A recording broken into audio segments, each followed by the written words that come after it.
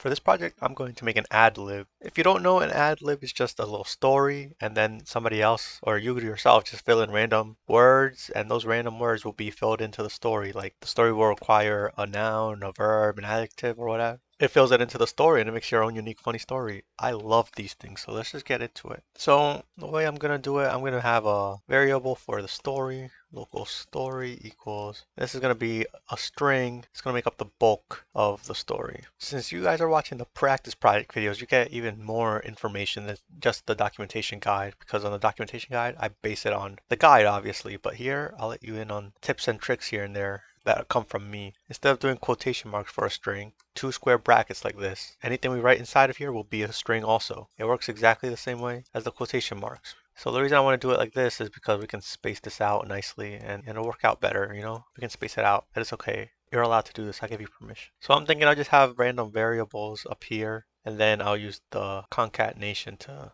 join them together, you know? So I gotta think of a story. I'll probably just skip this whole story part and then wait till Sav joins so I don't spoil the story. But I'll show you a little bit at the end. So give me a second and I'll be back. Okay, so here I have the story made. I have the basic story with the strings and then the things I want her to fill in. I made into variables, like the main character is a boy. So we can reuse this multiple times over. Just pick the main boy and then you can continue on with the story. Some other things I want to go over. If you have multiple colors, I have color A and color B. You can letter them like this, because if you have like, oh, I just want a color and then I want another color and you want the first one to be, I don't know, blue, and then you want your second color to be red, what's going to happen is this color is just going to override this color. So make sure you differentiate them somehow. I just did A and B. Another thing I want to point out is make sure you put your periods and stuff at the start of the next sentence. And also, if it's in the middle of a sentence, like here, make sure you leave spaces and stuff for the word if there is a space, or a comma if there's a comma. Another thing I want to go over is if you have A or N and then you don't know what they're going to pick, just put it in parentheses like this. Because if it starts with a vowel, you want to use an. If it doesn't, you know how English works. Just do this. Remember to do this. And if you have two words of their choice next to each other, make sure you put in a little string for the space so the words aren't joined in.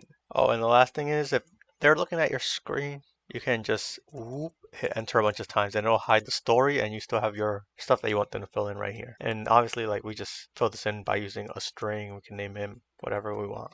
And I think that's about everything. Let's get Sav in here. How about John? John was fine. Houses. A capybara. A spatula. Okay, spatula. Crusty. Nice. A relative. A relative. Uncle.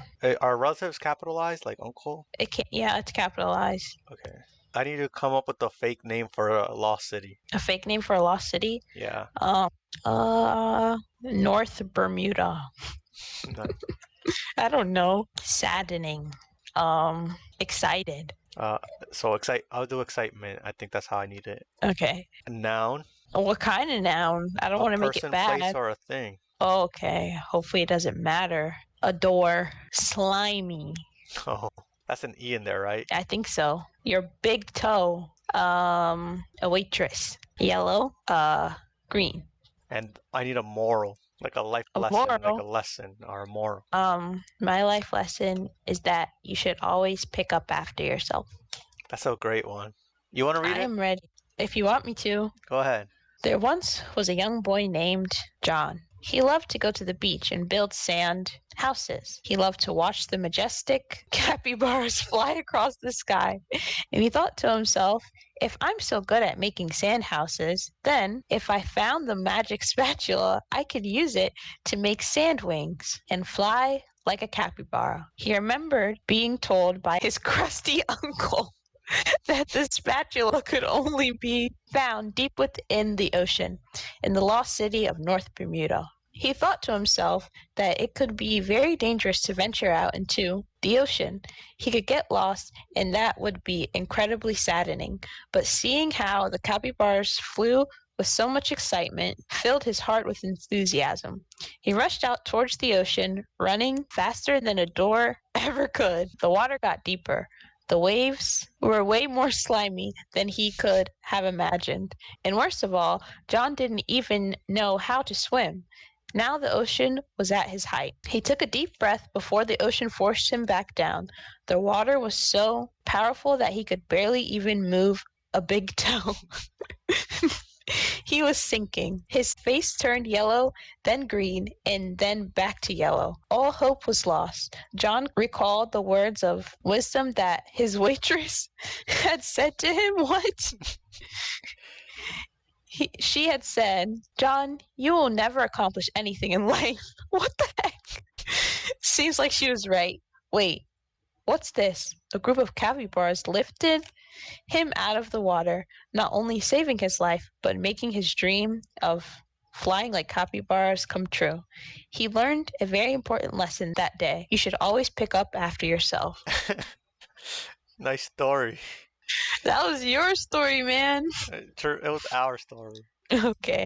I didn't know where to go with it. I just kept writing. I don't know.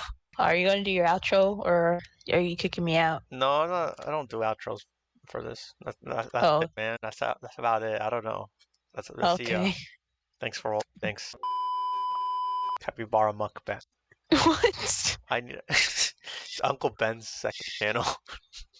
Oh. I'm not stupid, okay?